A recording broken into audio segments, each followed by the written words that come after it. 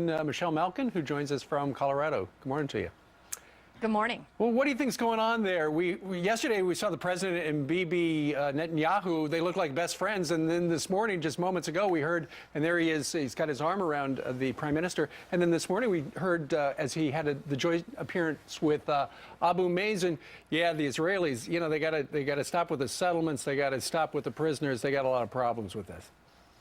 Yeah, well, I think the White House photo album will reflect that this entire trip was one of faux friendship photo ops on both sides of the border.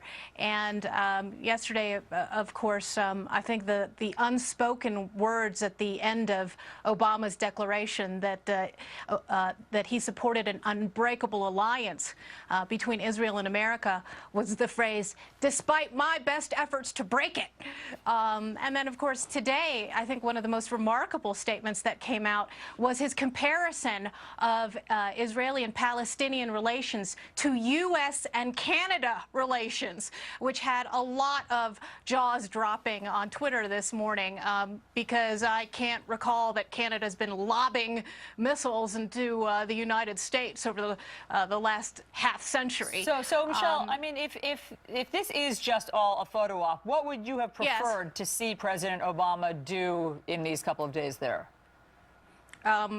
He shouldn't have gone in the first place, I think. I think it's clear long enough. That, yeah, that's right, that our Nobel Prize winner-in-chief has been pretty happy with the status quo that he is now sanctimoniously condemning on this trip. I think the most important part of the trip is going to be when he goes to Jordan. We have learned, I hope, from the Arab Spring, that is a friendly king. He's got to stay king. We don't have Mubarak anymore because we thought it would be a good move to let him go because maybe he wasn't the most benevolent ruler. But that Jordan king has got to stay in power. Yes, and you know, we've alienated every last one of our major allies around the world. I have diminished hope, I suppose, managed expectations about Obama's ability to uphold that relationship. But I guess I'll cross my fingers, Brian. All right, we'll see. We'll find out. Meanwhile, Senator Dianne Feinstein's going after assault weapons, but she's not going to get what she wants. As Harry Reid said, I'm looking at the reality of the thing. Assault weapons ban will not pass. I will not bring it up. Your thoughts?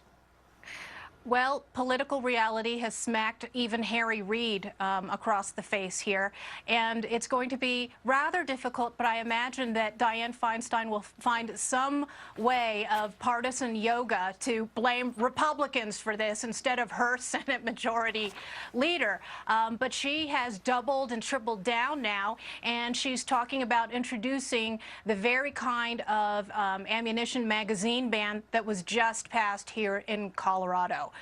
So they're not giving up, and she hasn't over the last several decades.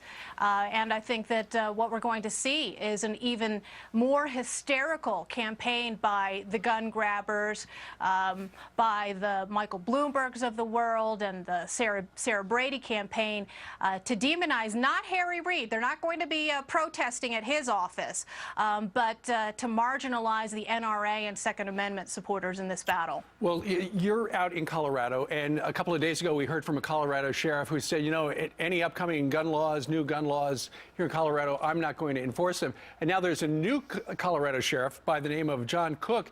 He's pledging not to enforce any this new law that was signed into law by your governor Hickenlooper. Yes. Governor Hickenbloomberger. Look, there are a number of staunch Second Amendment supporters in law enforcement, and they were very vocal before these laws were passed by the state legislature, that these would pose more of a danger, not only to them, but to the law-abiding citizenry here.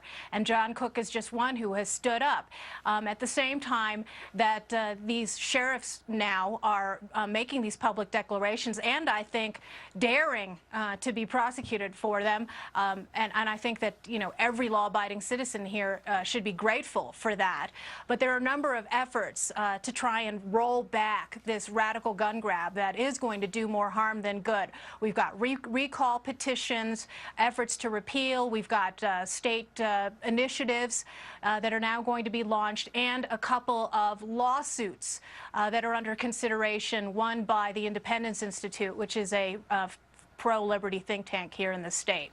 So we're not going to take it lying down, and I'm not planning on moving out anytime soon. I'm going to stay here and fight. All right, let's switch our attention to Gitmo. There are reports that Gitmo is going to be undergoing another overhaul because of growing prisoner unrest. So in other words, federal dollars being spent to somehow boost the conditions at Gitmo. $150 million new dollars. Right, and I think the context here, of course, is the warped sequester priorities, because at the same time that the White House is going ahead and doing this, there are a number of other cuts that are being made that many people are complaining about at the DOD and DHS and everywhere else that are endangering security.